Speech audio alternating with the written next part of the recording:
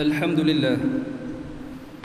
لله القائل أياما معدودات فمن كان منكم مريضا أو على سفر فعدة من أيام أخر وعلى الذين يطيقونه فدية طعام مسكين فمن تطوع خيرا فهو خير له وأن تصوموا خير لكم إن كنتم تعلمون أشهد أن لا إله إلا الله وحده لا شريك له وأشهد أن سيدنا محمدا عبده ورسوله اللهم صل وسلم على سيدنا محمد وعلى آله وأصحابه أجمعين أما بعد فيا عباد الله اتقوا الله أوصيكم وإياي بتقوى الله فقد فاز المتقون قال الله تعالى في كتابه العزيز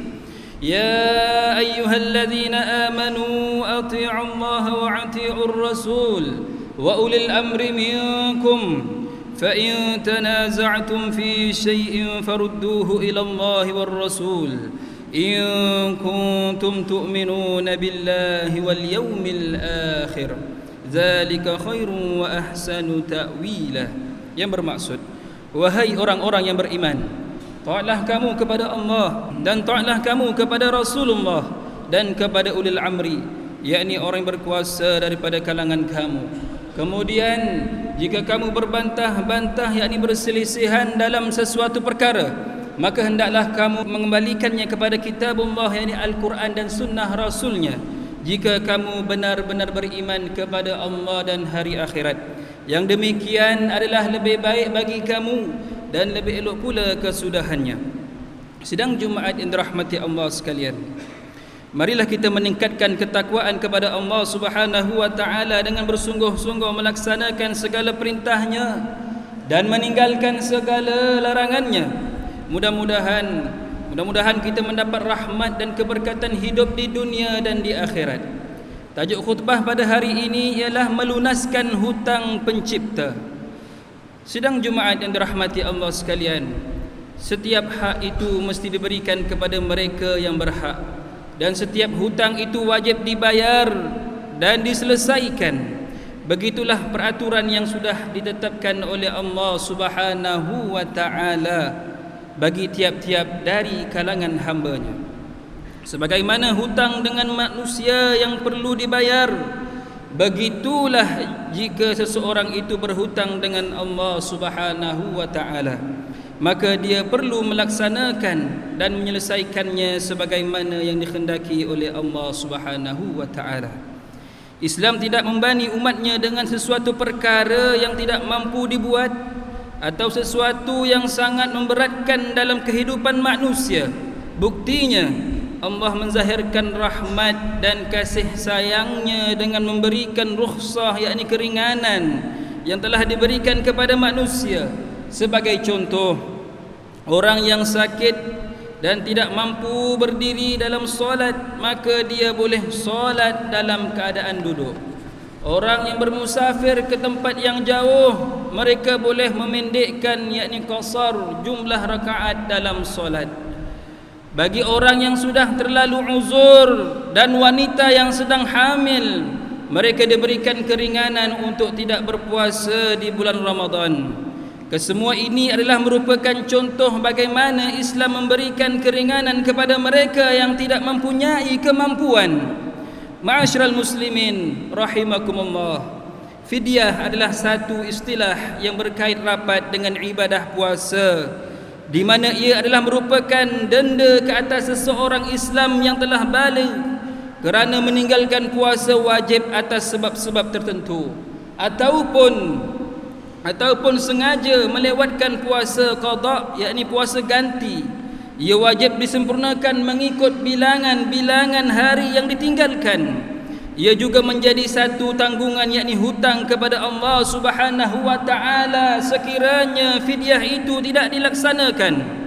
Firman Allah Subhanahu wa taala dalam surah Al-Baqarah ayat 184 yang dibacakan pada awal khutbah tadi yang bermaksud, puasa yang diwajibkan itu ialah beberapa hari tertentu, maka sesiapa di antara kamu yang sakit atau dalam musafir, yakni bolehlah ia berbuka, kemudian wajiblah ia berpuasa sebanyak hari yang dia buka pada hari-hari yang lainnya. Dan wajib atas orang yang tidak terdaya berpuasa kerana tuanya dan sebagainya membayar fidyah, iaitu memberi makan orang miskin. Maka sesiapa yang dengan sukarela membayarkan, yakni bayaran fidyah lebih dari yang ditentukan itu, maka itu adalah kebaikan baginya. Dan walaupun demikian, berpuasa itu adalah lebih baik bagi kamu daripada membayar fidyah kalau kamu mengetahuinya. Ayat tersebut jelas menunjukkan hukum mengenai keringanan yang diberikan oleh Allah Subhanahu wa taala kepada para hamba-Nya. Bagi golongan tersebut, mereka dikehendaki untuk mengqadakkan puasa mereka selepas daripada bulan Ramadan, dan mereka dikehendaki membayar fidyah jika sekiranya melewatkan qada puasa tersebut sehingga melewati bulan Ramadan yang berikutnya. Begitu juga dengan mereka yang meninggal dunia dan tidak sempat untuk menggantikan hutang daripada puasa wajibnya. Sabda Rasulullah sallallahu alaihi wasallam dalam sebuah hadis yang diriwayatkan oleh Imam At-Tirmizi daripada Ibnu Amr radhiyallahu an, bahwasanya Rasulullah sallallahu alaihi wasallam pernah bersabda yang bermaksud, barang siapa yang meninggal dunia lalu meninggalkan baki puasa, maka hendaklah diberi makan kepada orang miskin menurut bilangan hari yang ditinggalkan. Menerusi hadis ini, dapat disimpulkan bahawa hukum membayar fidyah adalah wajib bagi mereka yang tidak dapat menyelesaikan ganti puasa. Fidyah tersebut adalah dengan memberi makan kepada golongan fakir miskin sebanyak 1 mud, yakni cupak, yang bersamaan 650 gram beras yang menjadi makanan asasi di negeri ini. Sidang Jumaat yang dirahmati Allah sekalian, secara tertibnya terdapat 5 kumpulan yang wajib mengetahui kedudukan untuk membayar fidyah ini. Golongan pertama, yaitu mereka yang meninggalkan puasa Ramadan kerana uzur syar'i seperti musafir, haid atau nifas atau wiladah, melahirkan anak, dan sakit yang ada harapan sembuh. Golongan ini wajib mengqadakkan puasanya, dan sekiranya dia tidak menggantikan puasanya hingga datang Ramadan berikutnya, maka wajib dia qada dan membayar fidyah. Golongan kedua, yaitu kelompok perempuan yang hamil jika bimbang akan keselamatan bagi bayi yang dikandungannya. Golongan ini diwajibkan membayar fidyah dan juga menggantikan puasa yang ditinggalkan.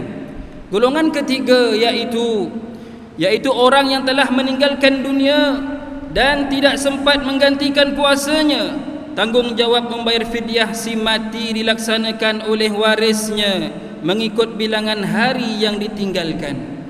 Golongan keempat, yaitu golongan yang melambatkan ganti puasa, yakni qada. Mereka melambatkan ganti puasa hingga telah melangkah tahun-tahun berikutnya, hendaklah menggandakan jumlah bayaran fidyah tersebut. Dalam masa yang sama, dia juga wajib untuk menggantikan qada puasa yang ditinggalkan itu. Bayaran fidyah akan berganda mengikut jumlah tahun-tahun yang dia tinggalkan. Golongan yang kelima, yaitu golongan yang sakit yang tiada kemungkinan atau harapan untuk sembuh dan telah disahkan oleh doktor perubatan bahawa dia tidak boleh berpuasa. Golongan ini tidak wajib qada puasanya, akan tetapi wajib membayar fidyah mengikut jumlah hari yang ditinggalkan pada tahun-tahun tersebut. Sidang Jumaat yang dirahmati Allah sekalian, Majlis Agama Islam Negeri Johor selaku pihak yang bertanggungjawab untuk menyelaraskan hal-hal yang berkaitan dengan agama Islam di negeri ini telah menyediakan pelbagai kemudahan kepada orang ramai bagi tujuan pembayaran fidyah. Ia boleh dibayar secara tunai mengikut nilai semasa bagi timbangan beras tersebut, Pembayaran fidyah pada masa kini bukan sahaja boleh dibuat di pejabat Majlis Agama Islam Negeri Johor, bahkan masyarakat boleh membayarnya menerusi atas talian. Ingatlah, sebagaimana kita perlu melunaskan hutang kita sesama manusia, begitu juga wajib kita menyelesaikan tanggungjawab dan hutang kita dengan Allah Subhanahu wa taala. Rukhsah ataupun keringanan yang diberikan oleh Allah Subhanahu wa taala kepada kita ini sewajarnya kita hargai dan hormatinya dengan penuh ketaatan dan rasa syukur. Firman Allah Subhanahu wa taala dalam surah Al-Baqarah ayat 185, A'udzu billahi minasyaitonir rajim. Yuridullahu bikumul yusra wa la yuridu bikumul usra walitukmilul iddata walitukabbirullaha ala ma hadakum wa la'allakum tashkurun. Yang bermaksud dengan ketetapan yang demikian itu, Allah menghendaki kamu beroleh kemudahan dan Ia tidak menghendaki kamu menanggung kesukaran, dan juga supaya kamu cukupkan bilangan puasa, yakni sebulan Ramadan, dan supaya kamu membesarkan Allah kerana mendapat petunjuknya, dan supaya kamu bersyukur. Barakallahu li wa lakum bil Qur'anil azim wa nafa'ani wa iyyakum bima fihi minal ayati wa dhikril hakim. تقبل مني ومنكم تلاوته إنه هو السميع العليم. قل قولي هذا وأستغفر الله العظيم لي ولكم ولسائر المسلمين والمسلمات والمؤمنين والمؤمنات فاستغفروه فيا فوز المستغفرين ويا نجاة التائبين.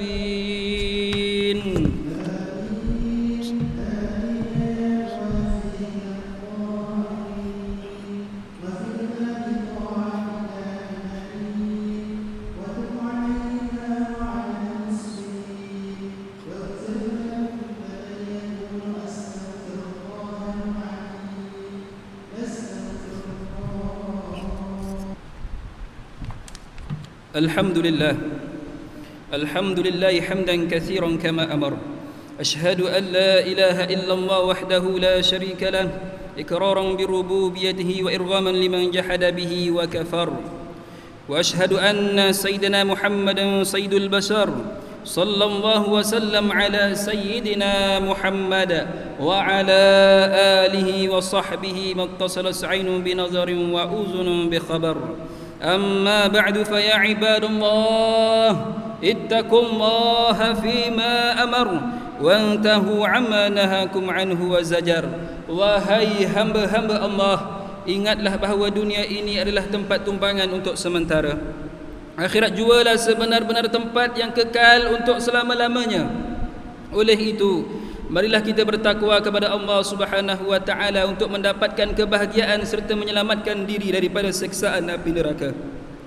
Allah berfirman dalam surah Al-Ahzab ayat 56, Innallaha wa malaikatahu yusalluna 'alan nabi ya ayyuhalladzina amanu sallu 'alaihi wa sallimu taslima. Yang bermaksud, sesungguhnya Allah dan malaikatnya berselawat, yang memberi segala penghormatan dan kebaikan kepada Nabi Muhammad sallallahu alaihi wasallam. Wahai orang-orang yang beriman, berselawatlah kamu kepadanya serta ucapkanlah salam sejahtera dengan penghormatan yang sepenuhnya.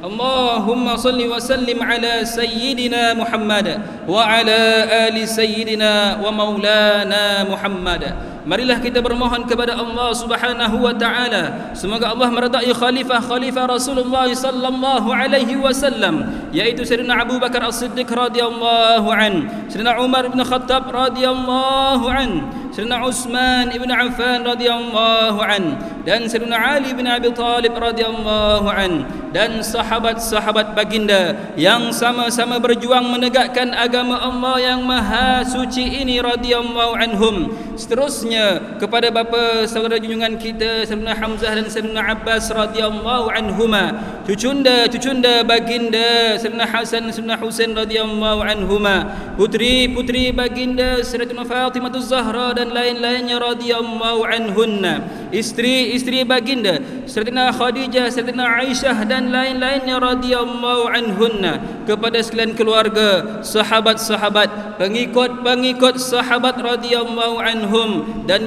yang menuruti mereka itu dari semasa ke semasa hingga ke hari kiamat. Allahumma ighfir lil muslimin wal muslimat wal mu'minin wal mu'minat al ahya'i minhum wal amwat. Ya Allah, ampunkanlah sekalian kaum muslimin dan muslimat, mukminin dan mukminat, sama ada yang masih hidup ataupun yang telah meninggal dunia. Ya Allah, peliharakanlah akidah kami yang berlandaskan akidah ahli sunnah wal jamaah, aliran al-Asy'ariyah dan al-Maturidiyah. Ya Allah, pelihara, lindungi, jauhi dan selamatkanlah apalah kiranya diri kami ini, zuriat keturunan kami, keluarga kami dan umat Islam keseluruhannya daripada apa jua bala dan bencana, wabak dan penyakit, segala mara bahaya, kesusahan dan keburukan. Ya Allah, kurniakan kemuliaan dan kesejahteraan kepada mereka yang berjihad dan menafkahkan hartanya ke jalan-Mu, seperti pembayar-pembayar zakat, pewakaf dan seumpamanya.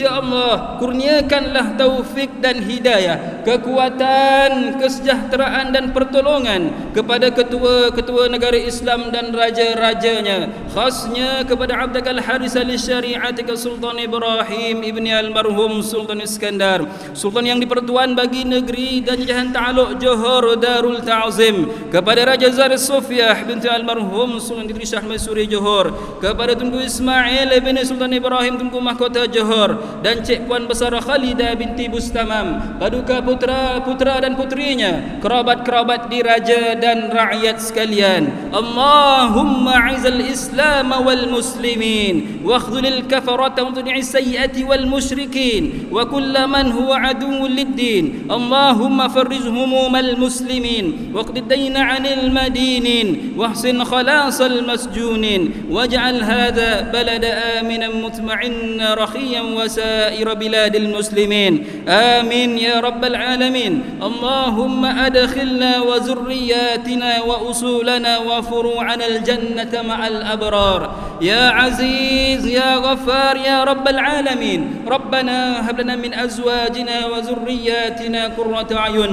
واجعلنا للمتقين إماما. ربنا اغفر لنا ولإخواننا الذين سبقونا بالإيمان ولا تجعل في قلوبنا غلا للذين آمنوا ربنا إنك رؤوف رحيم. ربنا آتنا في الدنيا حسنة وفي الآخرة حسنة وقنا عذاب النار والحمد لله رب العالمين. عباد الله، إن الله يأمر بالعدل والإحسان وإيتاء ذي القربى وينهى عن الفحشاء والمنكر والبغي يعظكم لعلكم تذكرون. فاذكروا الله العظيم يذكركم واشكروه على نعمه يزدكم ولذكر الله أكبر والله يعلم ما تصنعون. أقيموا الصلاة.